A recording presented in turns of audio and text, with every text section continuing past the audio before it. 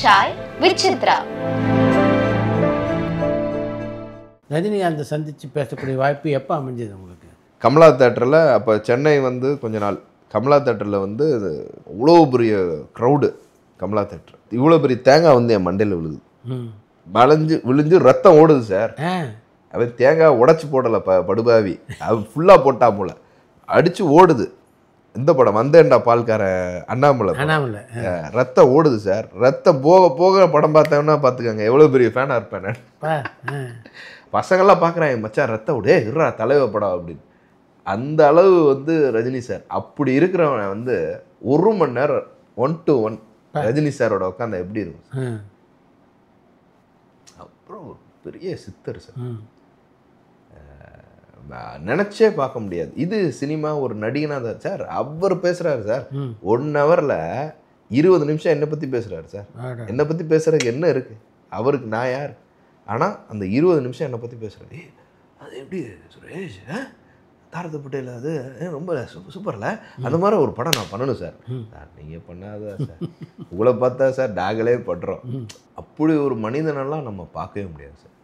ஒரு நார்மல் லைஃப்பில் ஒரு 1 ஹவர் அவர் கூட நான் ஸ்பெண்ட் பண்ணதை வந்து ஒரு பெரிய பாக்கியமாக நினைக்கிறேன் லைஃப்பில். தர்மதுரை படம் டைட்டில் தர்மன் தான்.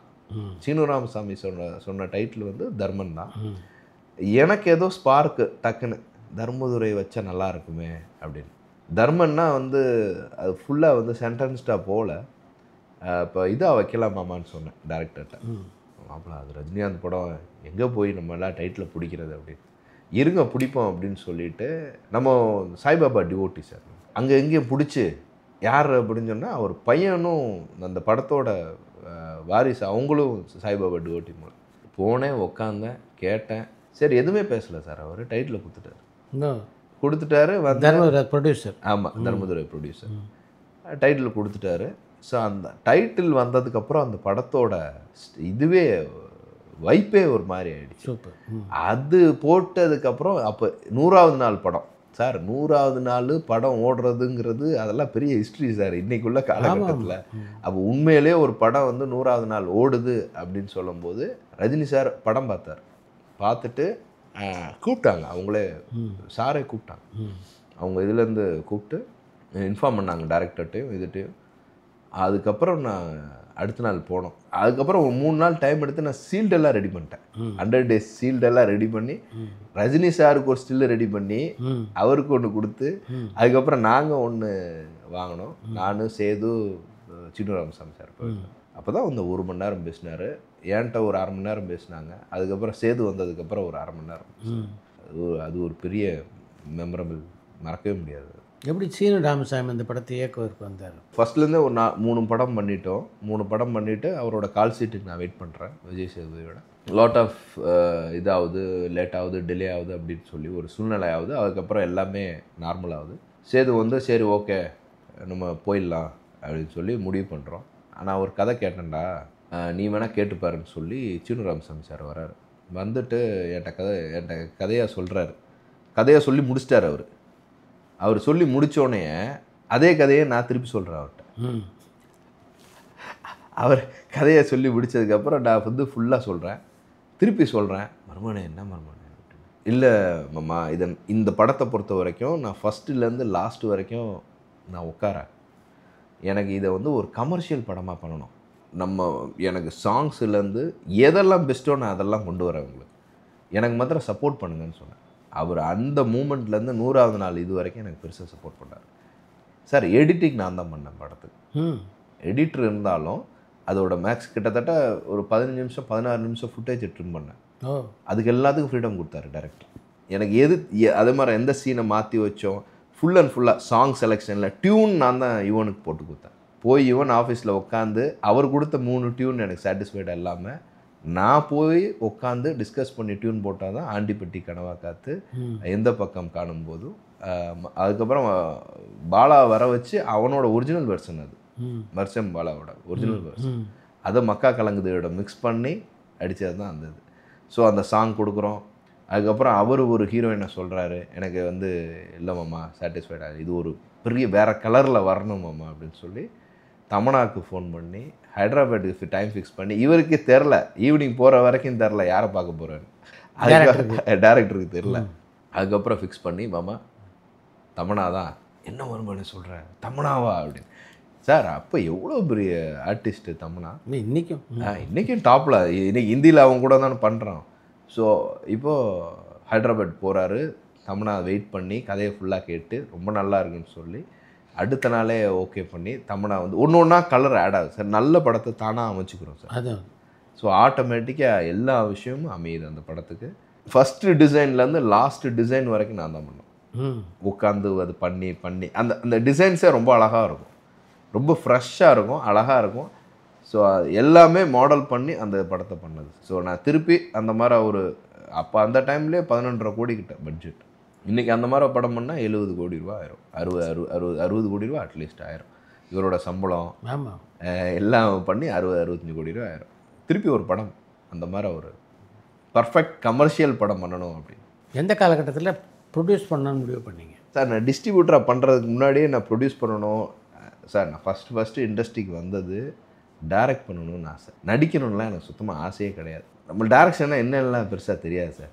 ஆனால் டைரக்ட் பண்ணணும் அப்படின்னு சொல்லி எனக்கு ஆசை. அப்போது ஒரு கதையை எடுத்துகிட்டு, இதயம் 2 மாதிரி ஒரு கதையை எடுத்துகிட்டு ஃப்ரெண்ட்ஸுங்களெல்லாம் நைட் ஆனால் உட்கார வச்சுருவேன்.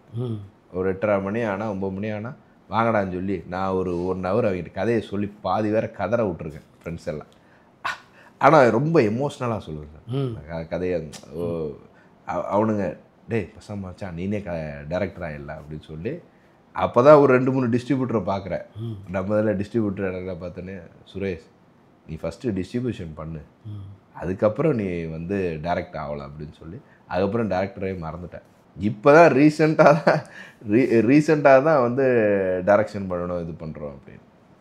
பட் ப்ரொடியூசன் ஆகணும் அப்படின்னு நினச்சது வந்து சில படங்கள் வந்து நல்ல படமாக இருக்கும், நல்ல கதையாக இருக்கும், ஸ்மால் பட்ஜெட்டாக இருக்கும்.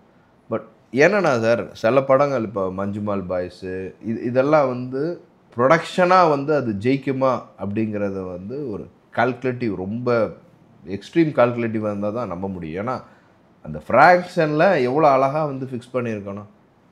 கமல் சாரோட அந்த பாட்டை போட்டு அதுதான் அந்த அது வெற்றிக்கு அந்த அந்த ஸ்பாட் அதெல்லாம் நினச்சி அதை ஒரு 4 கோடி ரூபா போட்டு அந்த படத்தை எடுத்து அந்த படம் கமர்ஷியலாக ஹிட் ஆகுங்கிற அந்த நம்பிக்கைங்கிறது பெரிய விஷயம் இல்லை. அப்போது நம்ம எனக்கு நம்பிக்கை இருந்தது தர்மதுரை படத்தில் சார், எனக்கு நம்பிக்கை இருந்தது சலீம் படத்தில். சலீம் படம் தான் அதுக்கு முன்னாடி நான் ப்ரொடியூஸ் பண்ணேன். பட் சலீம் படமாக ப்ரொடியூஸ் பண்ணும்போதே விஜய் ஆண்டனி மேலே எனக்கு நம்பிக்கை இருந்துச்சு. ஏன்னா விஜய் ஆண்டனி வந்து இஸ் 50% டேரக்டர், 100% எல்லாமே தெரியும். டெக்னிக்கல் ஆஸ்பெக்ட்ஸ்லேருந்து அது மட்டும் இல்லாமல் எடிட்டிங் சென்ஸு எல்லாமே, கேமரா சென்ஸ் எல்லாமே தெரிஞ்சவர் வந்து விஜய் ஆண்டனி. ஸோ அவர் என்கிட்ட கதையாக சொல்லும் போதே ரொம்ப நல்லா இருந்துச்சு. ஜி இப்படி தான் பண்ணுறேன் ஜி, இந்த மாதிரி பண்ணுவோம் ஜி அப்படின்னு. எனக்கு ரொம்ப பிடிக்கும் சார் அவரோட படம். அவருடைய முதல் படம் ரொம்ப நல்லா இருக்கும். ஸோ அவரோட அந்த மெனக்கெடு அந்த ஃபுல்லாகவே அவர் பண்ணுற அந்த ஒர்க் ப்ராசஸ் எனக்கு ரொம்ப பிடிக்கும். அந்த நம்பிக்கையில் தான் சலீம் பண்ணார். சலீம் கமர்ஷியலாக பெரிய ஹிட்டு. ஸோ அந்த அது ஒரு பெரிய நம்பிக்கையாக இருந்துச்சு. இன்றைக்கும் ஒரு கதையை நம்ம கேட்குறோன்னா, இப்போ நீங்கள் சொன்னீங்களா சார் எப்படி நம்மளால் வந்து ஒரு படம் வெற்றியாக தோல்வியாக ஜட்ஜ் பண்ண முடியுது அப்படின்னு. அட்லீஸ்ட் ஒரு நல்ல படம் எடுத்து டெலிவர் பண்ணுறதுக்கான, இப்போ அமீரான்னு ஒரு படம் நாங்கள் பண்ணி முடிச்சிருக்கோம், நானும் Seeman sir. One of the best script sir. ஒரு டிஃப்ரெண்ட்டான ஸ்கிரிப்டை ஹஸ்பண்ட் அண்ட் ஒய்ஃப் சேர்ந்து ஒரு க்ரைம் பண்ணுவாங்க. ரொம்ப நல்லா வந்திருக்கு படம். But waiting for exact release, இல்லைனா ஓடிடியில் டைரக்ட் ரிலீஸ் பண்ணலாம் அப்படின்னு தான் பிளானு. ரொம்ப நல்லா இருக்குது அந்த படம். ஸோ அந்த மாதிரி கதை கிடைக்கணும். உங்களுக்கு கதை கிடச்சிச்சின்னா நம்ம தைரியமாக ப்ரொடியூஸ் பண்ணலாம். இப்போ அமீராலாம் பார்த்தீங்கன்னா அந்த மாதிரி குவாலிட்டியான கதை. இப்போ நெக்ஸ்ட்டு நான் பண்ண போகிற பிளைண்டு வந்து ரொம்ப நல்ல கதையாக இருக்கணும் சார். இப்போ வர்ற லிரிக்ஸோட மெத்தடே மாறிடுச்சுல. நம்ம இன்றைக்கி வந்து நீங்கள் ஊருக்கு போனாலோ, நம்ம காரில் லாங் ட்ரைவ் எங்கே போனாலும் இளையராஜா பாட்டை போட்டுருவோம். ஏன்னா அந்த வரிகள் வந்து அழகாக, அது ஒரு மீனிங்ஃபுல்லாக இருக்கும் நம்ம கேட்குறதுக்கும். அதை நம்ம லைஃப்பில் நடந்த மெமரிஸோட கனெக்ட் பண்ணி, இப்போ நம்ம ஒரு பாட்டை கேட்குறோன்னா சில பாட்டு என்னை காலேஜ் கொண்டு போயிடும், சில பாட்டு வந்து பழைய லவ் கொண்டு போயிடும். அந்த மாதிரி இப்போ கிட்டத்தட்ட நீங்கள் 10 வருஷமாக ஒரு பாட்டை சொல்லுங்கள் சார், ஒரு பாட்டு சொல்லுங்கள். நம்ம அது அது மைண்டில் பட் அது ஒரு ட்ரெண்ட் ஆகிடுச்சு. இப்போ உள்ள 2K கிட்ஸுக்கு வந்து ட்ரெண்ட் ஆகிடுச்சு. ஆனால் 2K கிட்ஸே போய் பர்ஃபார்மன்ஸ்னு போனால் அவங்க பாடுற பாட்டு வந்து இளையராஜா பாட்டு, ஏஆர் ரஹ்மான் பாட்டு அப்படி தான் பாடுவாங்க. இப்போ உள்ள அந்த கரண்ட் ட்ரெண்ட் பாட்டு அவங்களே பாடுறதில்ல. ஸோ நம்ம அதை யோசித்து தான் நம்ம தர்மதுரையில் ஃபுல்லாக நான் உட்காந்து நல்ல வரிகளாக வந்து வைரமுத்து சாட்டை உட்காந்து நல்ல நல்ல வரிகளாக வாங்கினது. இப்போ இந்த படத்துக்கு அமீராக்கும் அதே மாதிரி வரிகளாக ரொம்ப கான்சென்ட்ரேட் பண்ணி வாங்குறது. விஜய் சேதுவை வச்சு படம் பண்ணோன்ட்டு எந்த காலகட்டத்தில் முடிவு பண்ணீங்க? அவர் நடுவில் கொஞ்சம் பக்கத்துக்காக நான் பண்ணும்போது அந்த படத்தை பொறுத்த வரைக்கும் யார் ஹீரோ அப்படின்னா கதை தான் ஹீரோ. அப்போ ஒரு படமாக பார்த்து முடிச்சுட்டு வெளியே வந்ததுக்கப்புறம் எது நிற்கும் அப்படின்னா என்னாச்சு அது நிற்கும். ஆனால் அந்த என்னாச்சு மாடுலேஷனை மூஞ்சி மறக்க முடியல. சேதுவோட மூஞ்சி எனக்கு ஒரு அப்பயே ஒரு ஜட்ஜ்மெண்ட்டு, இந்த ஆள் எங்கேயோ போவான், பெரிய லெவலில் வருவான். நான் சேதுவை கூப்பிட்டு சொல்கிறேன். அப்புறம் நான் அவனும் படம் பார்க்குறோம். உதயமில் படம் பார்க்கும்போது பக்கத்தில் உட்காந்துட்டு சொல்கிறேன், மாமா நீ பெரிய நடிகராக வருவேன் சார். இப்போ பைக்கில் வந்து அவரோட இனிஷியல் காலகட்டம் அது ஒருத்தனுக்கு எப்படி இருக்கும். ஆனால் அப்போயே வந்து ரொம்ப தெளிவான ஆள். தெளிவான ஆளை மத்தின அந்த எப்படி சொல்லுவாங்க, அந்த ரொம்ப தத்துவ நாணி மாதிரி தான் பேசுவாங்க. ஆமாம், ரொம்ப நாணி மாதிரி தான் பேசுவார். ரொம்ப அந்த அந்த அந்த நான் அப்போ இருந்து இன்னைக்கு வரைக்கும் எந்த மாற்றமும் இல்லை. இன்னைக்கு நான் சேதுவோட ஃபஸ்ட் படம் சேர்ந்து நடிச்சிருக்கேன் நானும். ஆனால் ஃபஸ்ட்லேருந்து இருந்த ட்ராவலில் இன்னைக்கு வரைக்கும் அவனுக்கு கொஞ்சம் கூட டிஃப்ரென்ஸ் இல்லை. அதே இந்த கேரக்டரைசேஷன் அதே இதில் தான் போகிறாப்புல. அதனால தான் இந்த அளவு க்ரோத் நல்லா இருக்கு. பட் சேதுவோட அந்த இனிஷியல் 5 படம் நான் சேதுவை வச்சு பண்ணியிருக்கோம். அது எனக்கு அவருக்கும் பாண்டே ஒரு இது சார். இப்போவும் நெக்ஸ்ட் படம் ப்ரொடியூஸ் பண்ணலாம் அவரை வச்சு பிளான் பண்ணுறோம். மேபி இந்த இயர் இல்லை நெக்ஸ்ட் இயர் நடக்கும்.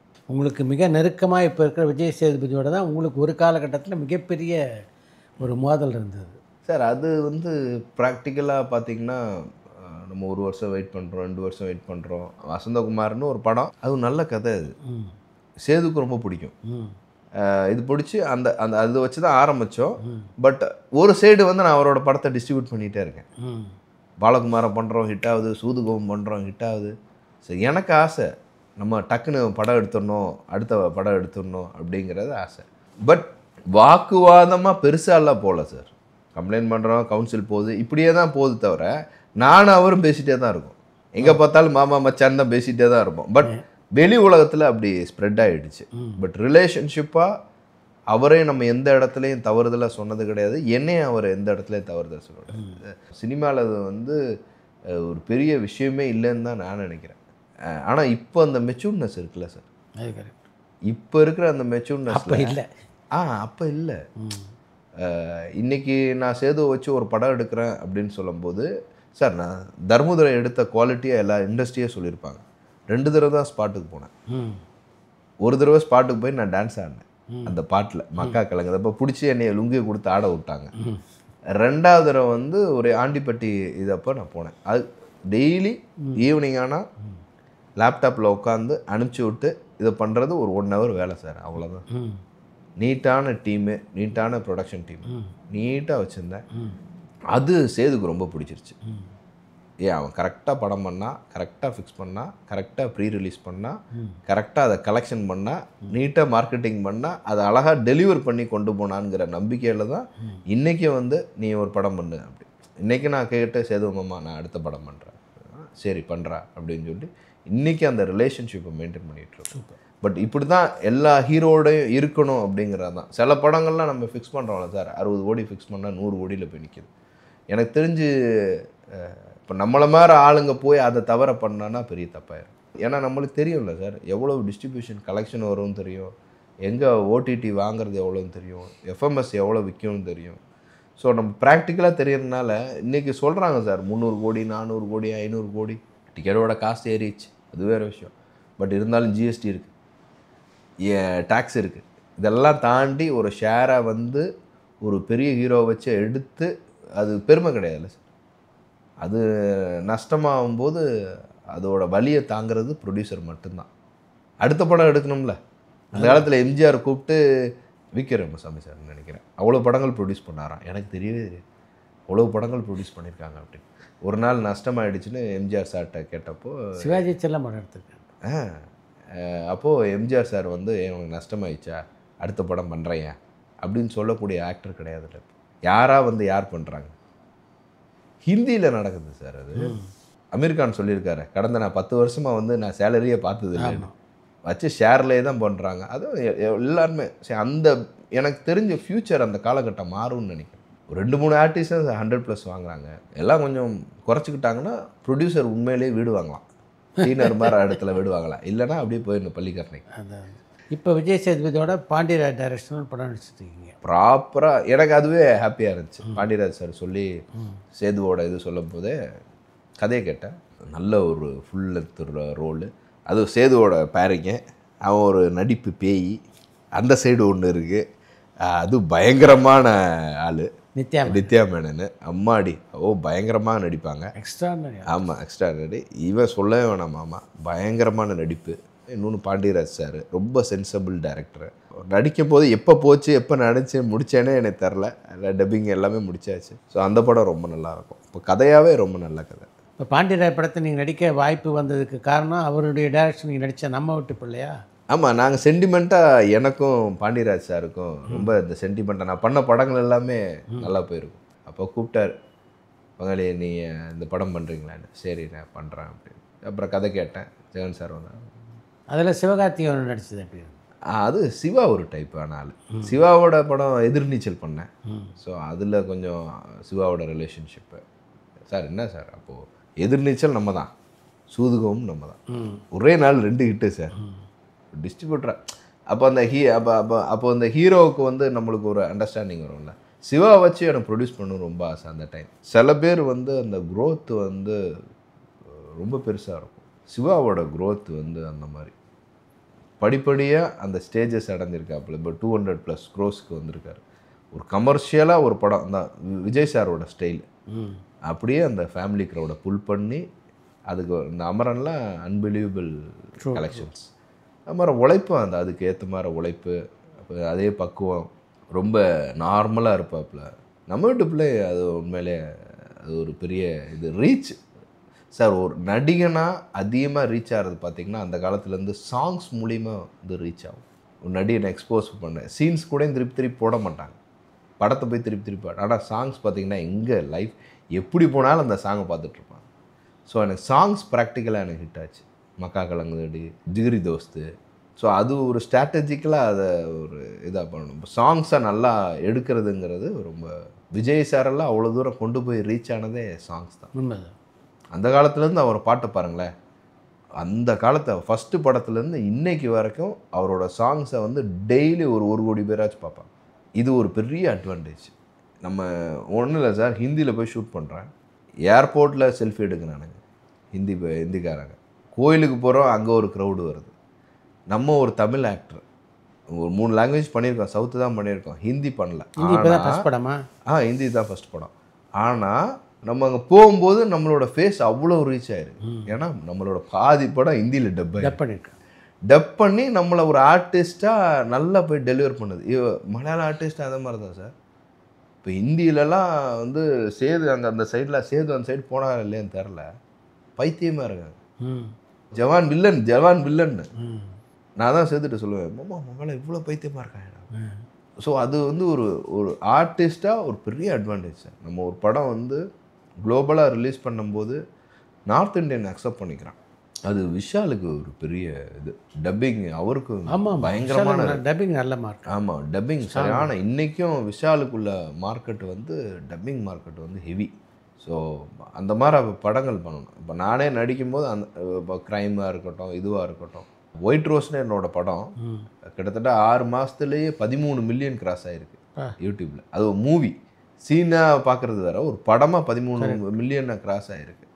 ஸோ அது போய் அதிகமாக நம்மளுக்கு குளோபலாக ரீச் ஆகுது சார். ஒரு அட்வான்டேஜில் நடிகர். விஷால் உங்களுடைய நெருங்கிய நண்பர். ஆமாம், அவர் தமிழ் திரைப்பட தயாரிப்பாளர் சங்கத்துடைய தலைவராக இருந்தபோது அவரோட உங்களுக்கு ஒரு கன்ஃபரன்டேஷன் இருந்தது சார்.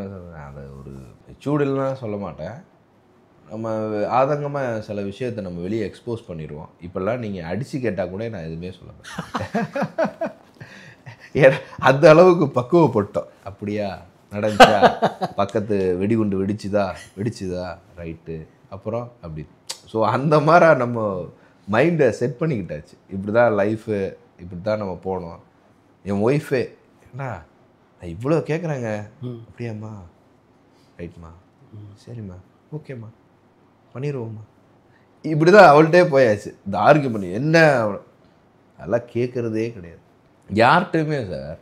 இந்த ரைஸ் பண்ணியோ இது பண்ணி பேசுகிறதெல்லாம் வேஸ்ட்டுன்னு புரிஞ்சுக்கிட்டோம். Time waste. அரசியலை பற்றி பொறிபறக்க பேசுனீங்க. அரசியலாக நான் புரிஞ்சுக்கிட்டேனா இல்லையான்னு எனக்கு தெரியல. பட் அரசியல்னால் என்னன்னு நான் தெரிஞ்சுக்கிட்டேன். எனக்கு பிடிச்ச நான் அரசியலில் போய் ஈடுபட்டேன். அதை நான் போயிடக்கூடாது. எப்படி எம்ஜிஆர் சார் அக்செப்ட் பண்ணிக்கிட்டாங்க அப்படின்னா, எம்ஜிஆர் சார் வந்து ஒரு பேட்டர்ன் பண்ணியிருக்கார். அவர் சினிமாவில் நடிக்கிறதுக்கு முன்னாடியே அவர் கனெக்டடில் இருக்கார். மேபி இன்னைக்கு இருக்கிற காலகட்டத்தில் விஜய் சாருக்கு வந்து மக்கள் நீதி மையத்தினுடைய ஆதரவாளராக இருந்தபோது கமல்ஹாசன் அரசியலை பற்றி பேசியிருக்கீங்களா? ரொம்ப ரொம்ப பேசுவோம் சார். நான் கமல் சாருக்கு ரொம்ப பேச விட்டு வேடிக்கை பார்ப்பார். அவரே சிலதை சொன்னார்.